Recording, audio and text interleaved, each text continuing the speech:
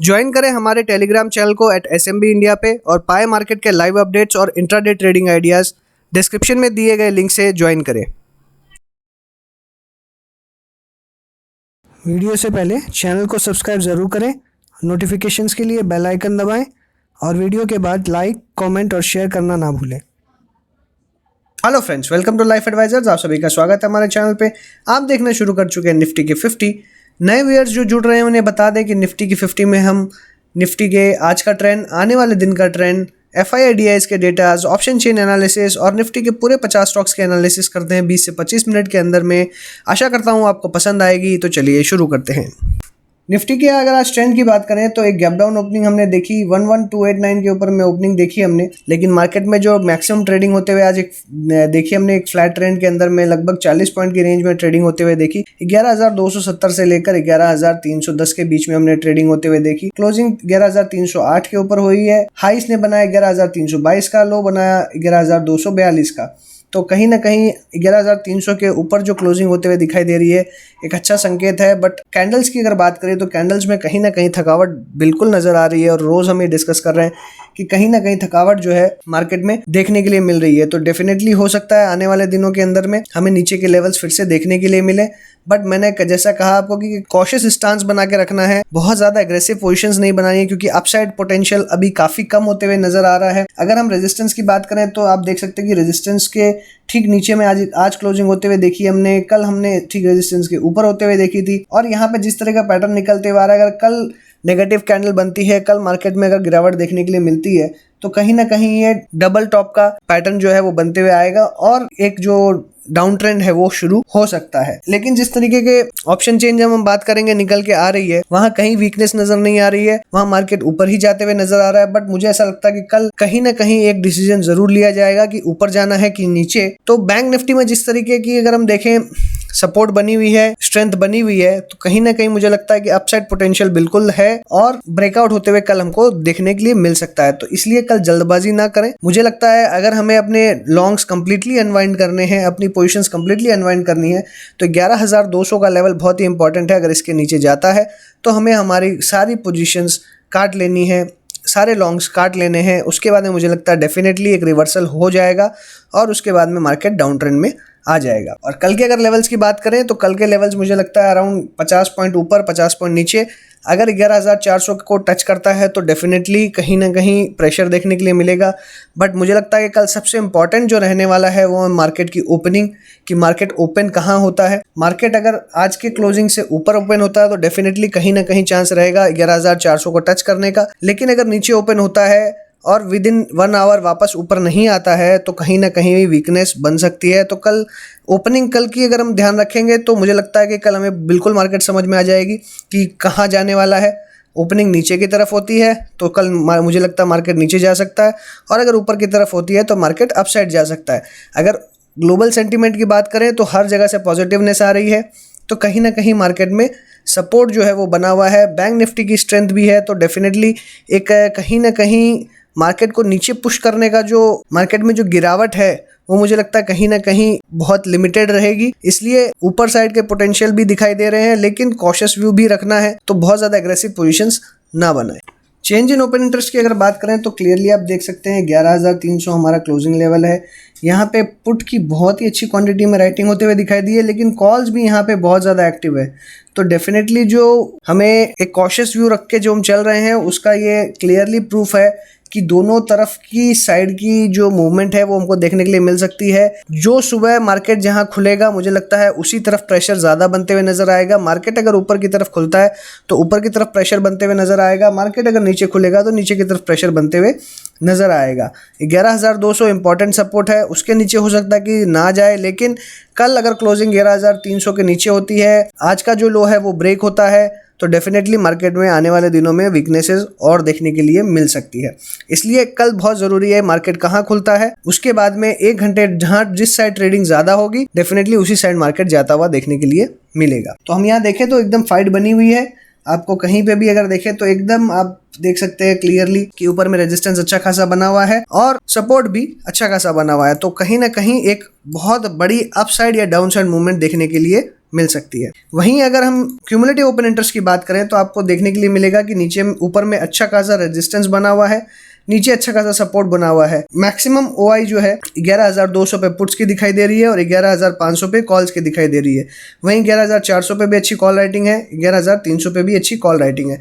तो कहीं ना कहीं आपको दिख रहा होगा कि मार्केट में दोनों साइड ही अच्छी पोजीशंस बनी हुई है और दोनों एक दूसरे को पुश करने की कोशिश करेंगे, इसीलिए मार्केट बीच में भी फंसा हुआ है इतने दिनों से। और कल जो है वो हो सकता है कि एक डिसीजन मेकिंग डे हो कि मार्केट ऊपर जाएगी कि नीचे, इसलिए कल का दिन बहुत इंपॉर्टेंट है और मुझे लगता है कल डिसाइड हो जाएगा कि मार्केट और ऊपर जाएगी या मार्केट एक यहाँ से रिवर्सल लेगी।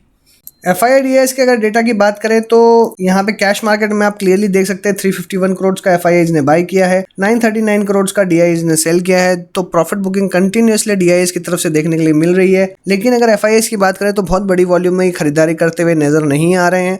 तो कहीं ना कहीं मार्केट में थोड़ी जो वीकनेसेस है वो बनी हुई है और बहुत ज़्यादा तेज़ी की उम्मीद हम नहीं कर रहे हैं, क्योंकि क्वांटिटी अगर देखें FIIs की तो बहुत बड़ी नहीं है और नेट में मार्केट से सेलिंग ही देखने के लिए मिल रही है। FIIs की अगर बात करें तो FIIs के क्लियरली यहाँ पे पोजीशन जो दिखाई दे रही है फ्यूचर ऑप्शन के अंदर में 2200 करोड़ का फ्यूचर्स में इन्होंने सेल किया है। तो कहीं ना कहीं मैंने जैसे कंटिन्यूसली कहा है कि FIIs फ्यूचर्स में कंटिन्यूसली सेल कर रहे हैं, वो कैश मार्केट में ज़रूर बाय कर रहे हैं, बट कहीं ना कहीं वो प्रेशर क्रिएट कर रहे हैं, कहीं ना कहीं अपनी पोजीशंस हेज कर रहे हैं।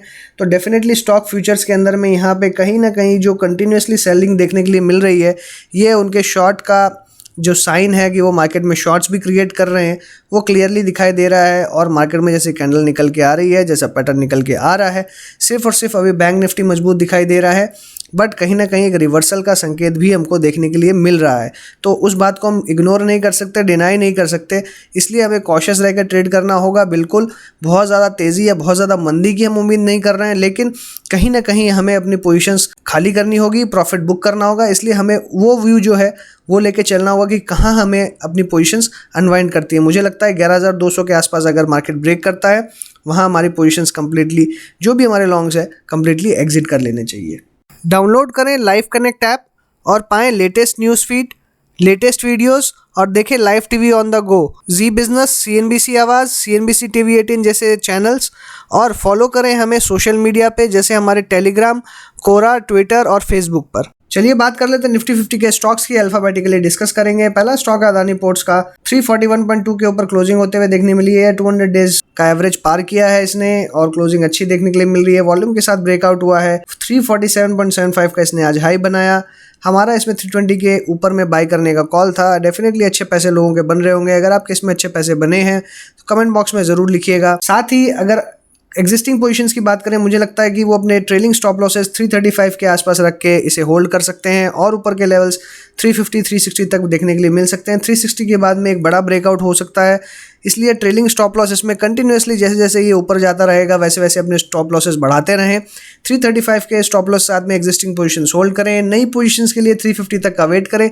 350 अगर होल्ड करता है करेक्शन होके, मुझे लगता है कि थोड़ा सा करेक्शन होना भी ज़रूरी है, तो 350 आज इसने अटेम्प्ट किया, 347.75 का हाई बनाया, उसे टच नहीं कर पाया, लेकिन मेरा मानना है वापस ये कोशिश ज़रूर करेगा। अगर उसे कोशिश करता है वहाँ से एक सेलिंग प्रेशर आते हुए देखने के लिए मिल सकता है, इसलिए थोड़ी करेक्शन के बाद में वेट एंड वॉच करके कंसोलिडेट होने दें और फिर उसके बाद बाय करें, लेकिन तुरंत इमीडिएटली न्यू पोजीशंस ना बनाएं। अगला स्टॉक है एशियन पेंट्स का। एशियन पेंट्स में अगर देखें तो एक फ्लैग पैटर्न बनते हुए नजर आ रहा है, आप क्लियरली देख सकते हैं। यहाँ पे नीचे से अगर हम देखें बेस और यहाँ पे ये डंडी बनती हुई नजर आ रही है और ये फ्लैग बनते हुए नजर आ रहा है, तो कहीं ना कहीं ये अच्छा बुलिश सिग्नल है जो कि ये और अपसाइड पोटेंशियल दिखा सकता है। तो 1880 तक के टारगेट्स इसमें देखने के लिए मिल सकते हैं। पहला टारगेट रहेगा 1840 का और ऊपर में 1880 का।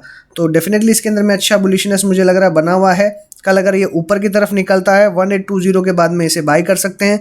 1820 के बाद में 1840, 1860, 1880 और स्टॉप लॉस उस केस में रहेगा 1797 जो कि आज का क्लोजिंग है। एक्सिस बैंक की अगर बात करें तो आज हमको ज़्यादा मूवमेंट देखने के लिए नहीं मिला, लेकिन एक कल ब्रेकआउट जो इसने दिखाया है उस ब्रेकआउट का फॉलोअप हमको दिखाया, तो डेफिनेटली कहीं ना कहीं इसमें और पोटेंशियल जो है अपसाइड का बना हुआ है।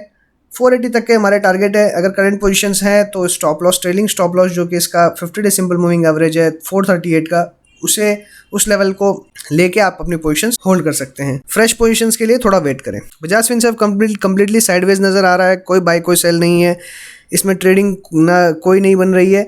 अगर करंट पोजीशन है तो 50 डे सिंपल मूविंग एवरेज का स्टॉप लॉस रख के होल्ड करें। बजाज ऑटो के अंदर बात करें तो यहाँ पे भी ट्रेंड साइडवेज है, कोई बहुत मेजर मूवमेंट देखने के लिए नहीं मिल रहा है। अभी करंटली जितने भी स्टॉप लॉसेज हैं मुझे लगता है 50 डे सिंपल मूविंग एवरेज के आसपास रखने चाहिए। तो 3007 का इसका जो 50 डे सिंपल मूविंग एवरेज है उस लेवल पे भी आप रख सकते हैं। थोड़ा सा अगर नीचे जाएं तो मुझे लगता है इस लेवल पे आप अपना स्टॉप लॉसेस, अगर आपकी करंट पोजीशंस है 2973 के अपने स्टॉप लॉसेस रख के करंट पोजीशंस होल्ड करें। फ्रेश पोजीशंस अभी बनाने की राय नहीं है। बजाज फाइनेंस में भी सिमिलरली अगर देखें तो साइडवेज पैटर्न नजर आ रहा है। ब्रेकआउट होने के बाद में एक अच्छा पैटर्न इसने दिखाया और यहाँ पे जिस तरीके के कैंडल्स बनते हुए नजर आ रही हैं, कल अगर ये वापस ऊपर की तरफ निकलता है तो डेफिनेटली बढ़ सकता है। तो इसके बढ़ने के कारण बजाज फिनसर्व में भी तेजी आ सकती है। बट बजाज फिनसर्व की अगर बात करें तो मुझे थोड़ा बजाज फिनसर्व वीक लग रहा है rather than Bajaj finance, but दोनों ही साथ में चलते हैं। तो अगर इसमें तेजी आएगी तो कहीं ना कहीं बजाज फिनसर्व में भी तेजी देखने के लिए मिलेगी, लेकिन बुलिशनेस ज्यादा बजाज फाइनेंस में है, बजाज फिनसर्व साइडवेज है। भारतीय एयरटेल में कंटिन्यूसली साइडवेज पैटर्न चल रहा है, कहीं ना कहीं एक ब्रेकडाउन जैसी स्थिति दिखाई दे रही है, बट बार बार ये ब्रेकडाउन जैसी स्थिति दिखा के रिवर्स हो जाता है। तो इसमें कोई बाय या कोई सेल नहीं रहेगा। सेल मुझे लगता है कि 540 के नीचे क्लियरली अगर क्लोज होता है तभी सेल करें, अदरवाइज स्टॉक को अवॉइड करें, कोई पोजीशन इसमें ना बनाएं।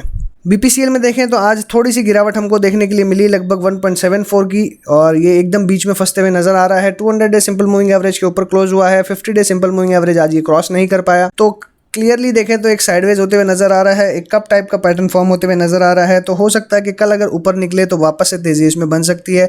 इस स्टॉक को वॉच लिस्ट में रखें।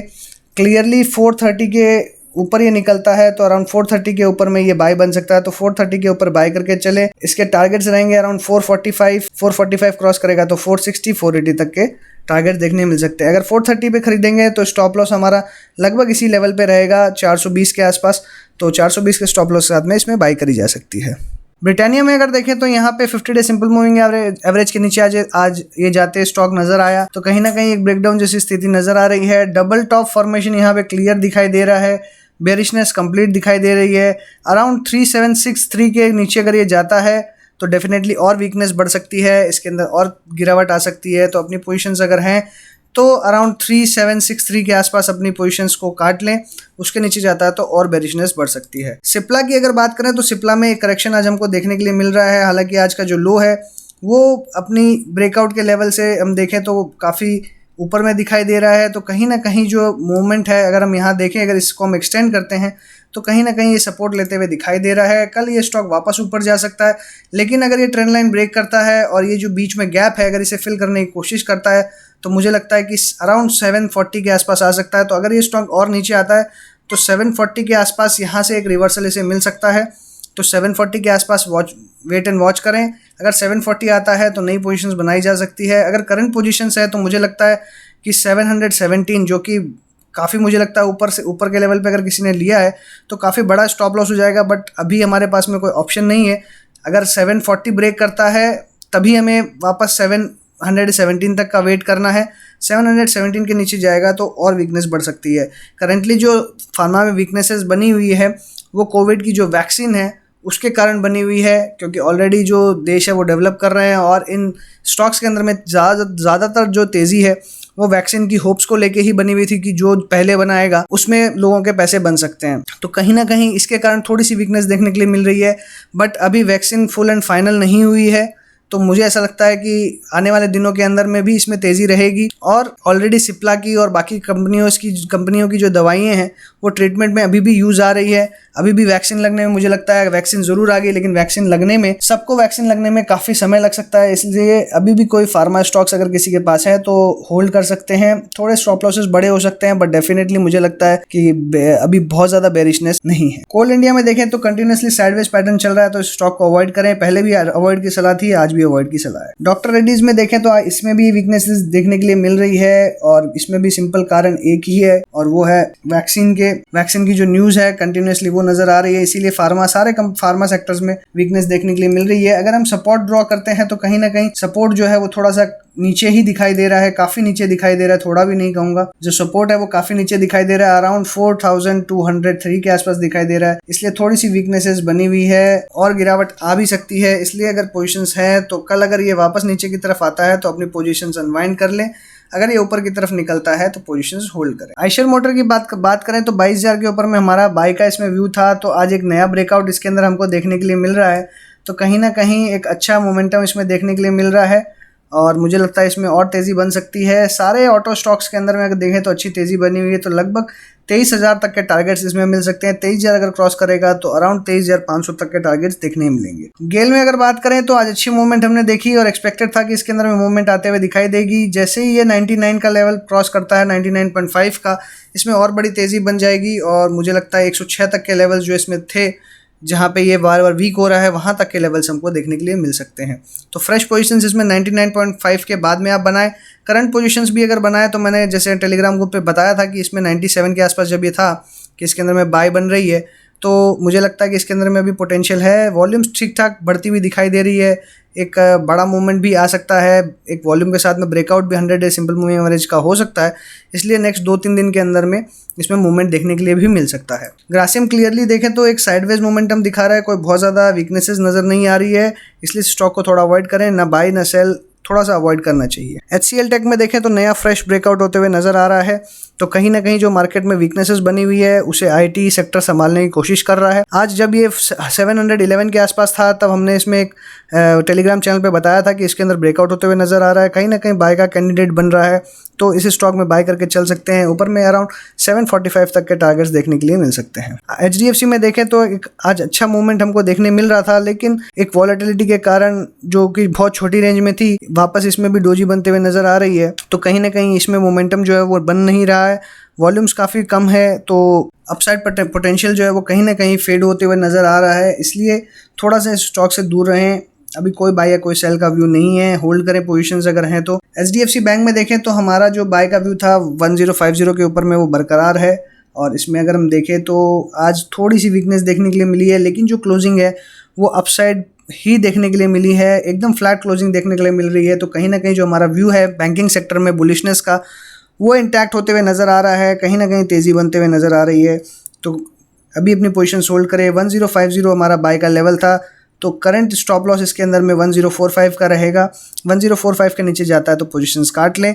बहुत ही छोटा स्टॉप लॉस है, 0.5% ऑलमोस्ट में स्टॉप लॉस है, लेकिन टारगेट्स बहुत बड़े हैं, तो अपनी पोजीशंस को 1045 के स्टॉप लॉस साथ में होल्ड करें। अगर करंट पोजीशंस बनानी है थोड़ा सा वेट एंड वॉच करें, थोड़ा सा अभी यहाँ पे साइडवेज मोमेंटम हो सकता है, इसलिए नई पोजीशंस में इसमें 1080 के बाद बनाए। हीरो मोटोकॉर्प में बात करें तो थोड़ा सा यहाँ पे बुलिशनेस देखने के लिए मिली, लगभग 2.25% की तेजी देखने मिल रही है, बट ओवरऑल ट्रेंड अगर हम नीचे के लेवल से देखें तो बुलिश ही है, लेकिन तो यहाँ पे थोड़ा सा जो है एक साइडवेज मूवमेंट है, तो थोड़ा सा इस स्टॉक को अभी अवॉइड करें। कोई बाय या कोई सेल की व्यू नहीं है, करंट पोजीशंस अगर हैं तो वो होल्ड करें। मुझे लगता है अराउंड ये 2600 के नीचे जाएगा तभी इसमें बड़ी गिरावट आ सकती है, तो 2600 तक अपने पोजीशंस होल्ड कर सकते हैं। हिंडाल्को में देखें तो मैंने पहले ही कहा था कि इसके अंदर में वीकनेस बनी हुई है, थोड़ा सा ऊपर के लेवल से प्रॉफिट बुकिंग आ सकती है, इसमें हमारी क्लियरली एग्जिट की राय थी, अभी फ्रेश एंट्री नहीं करनी है। करंट पोजीशन है तो स्क्वायर ऑफ कर लें, अब बहुत ज्यादा इसके अंदर में पोटेंशियल दिखाई नहीं दे रहा है। HUL की बात करें तो साइडवेज है, ना बाय ना सेल, करंट पोजीशंस अगर हैं तो होल्ड करें, इसमें कोई ट्रेड नहीं बन रहा है। ICICI बैंक की बात करें तो अराउंड 366.85 के आसपास इसकी क्लोजिंग होते हुए हमने देखी है। एक यहाँ पे थोड़ा सा साइडवेज मूवमेंट नजर आ रहा है, क्योंकि कैंडल जो है वो एकदम बीच में क्लोज होते हुए नजर आ रही है, तो कल अगर ये वापस इमीडिएटली अपना जो प्रीवियस हाई है जो अराउंड 375 के आसपास आ रहा है, तो 375 का अगर ये हाई अपना ब्रेक नहीं करता है तो और अपसाइड देखने के लिए शायद हो सकता है देखने में दिक्कत आए,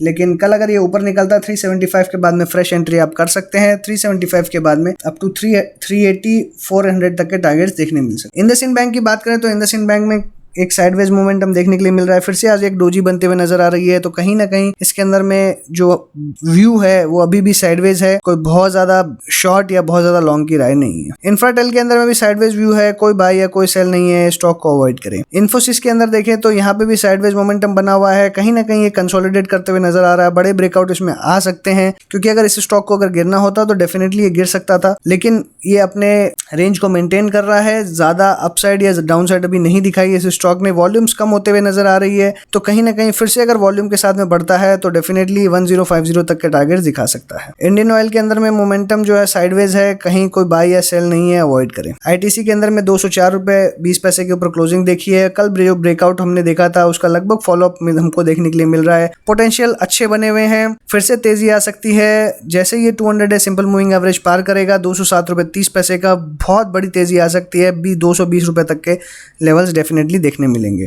तो अगर करंट पोजीशंस है तो उसे होल्ड करें 200 रुपए के स्टॉप लॉस के साथ में, और अगर फ्रेश एंट्री करनी है तो मुझे लगता है 207 रुपए 30 पैसे जब ये क्रॉस करेगा तभी फ्रेश एंट्री अब करें। जीएसडब्ल्यू स्टील में कंटिन्यूसली मोमेंटम बना हुआ है। 260 तक के टारगेट्स हमारे थे, हमने कल ही इसे एग्जिट करने की राय दे दी थी, तो आज भी हमने बहुत ज़्यादा तेज़ी नहीं देखी है, 1% तक की तेज़ी देखने मिली है।